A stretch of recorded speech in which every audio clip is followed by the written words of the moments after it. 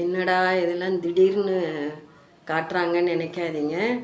இது மாதிரி modulation kitchen வந்து வச்சுருந்தேன் நான். இந்த மாதிரி பலகை இது வந்து கபோர்டில் போட்டிருக்கேன். அதேமாரி இந்த இடத்துல வந்து இது ஃபுல்லாகவே இந்த இடத்துலலாம் ஃபுல்லாகவே ட்ரா போட்டு ஒரு கபோர்டு போட்டு வச்சுருந்தேன். எம்டிஎஃப்னு சொல்லுவாங்க, அதில் போட்டு வச்சுருந்தேன். இந்த பாருங்கள், அங்கே இந்த ட்ரா இந்த மாதிரி ட்ராவில் இந்த ட்ராவை போட்டு இங்கே வச்சுருந்தேங்க. ஃபுல்லாக கரையான் அரிச்சு அவள் 2 மூட்டை மண்ணுங்க இந்த கிச்சன்லேருந்து எடுத்து அள்ளிட்டு ஒவ்வொரு கொத்தனாரை கூப்பிடுறதுக்குள்ளாட்டி, கார்பெண்டரை கூப்பிடுறதுக்குள்ளாட்டி நம்ம உயிர் வந்துடுது. நம்ம ஒரு வேலை செய்ய முடியல, வர்றவங்க வந்து சின்ன சின்ன வேலைங்க எங்களால் செய்ய முடியாது,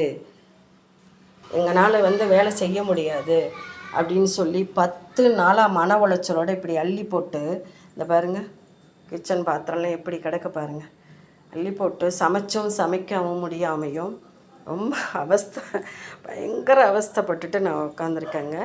சிங்கிள் பேரண்ட்டு. ஏன்னா பையன் வந்து அவர் தனியாக இருக்கார், நான் மட்டும்தான் இந்த இடத்துல இருந்துட்டு என்னால் வந்து வேலையே பார்க்க முடியலைங்க.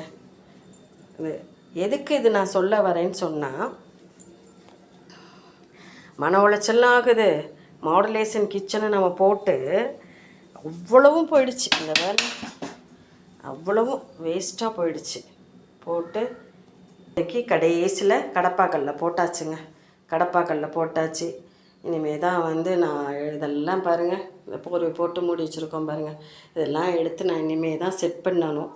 அப்பா, வீடான வீட்டிலங்க பெண்களுக்கு தேவை வந்து கிச்சன் தான். இந்த கிச்சன் சரியில்லைன்னா நம்மளை ஒரு அழுத்துன்னு அழுத்திடுது. வந்து பெண்களுக்கு உகந்ததே கிச்சன் தான். அன்னபூர்ணியம்மா பார்த்துட்ருக்காங்க. நல்லபடியாக நான் அந்த வேலையெல்லாம் கொஞ்சம் அந்த கிச்சனை நீட் பண்ணணும். எனக்கு இந்த அம்பாள் தான் சக்தியை கொடுக்கணும். பாருங்கள், அதெல்லாம் பார்க்கும் பொழுது நினச்சி பாருங்கள்.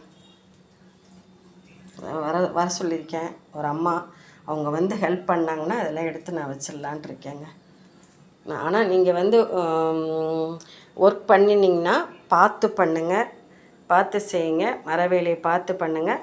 நாங்களும் பெஸ்ட்டு சொல்யூஷன் சொல்லிவிட்டு ஒவ்வொரு இடத்துலையும் வந்து இன்ஜெக்ஷன் மாதிரி கொடுத்து அந்த கரையான் மருந்து கொடுத்துருக்கோம். அது மாதிரி பண்ணிக்கோங்க.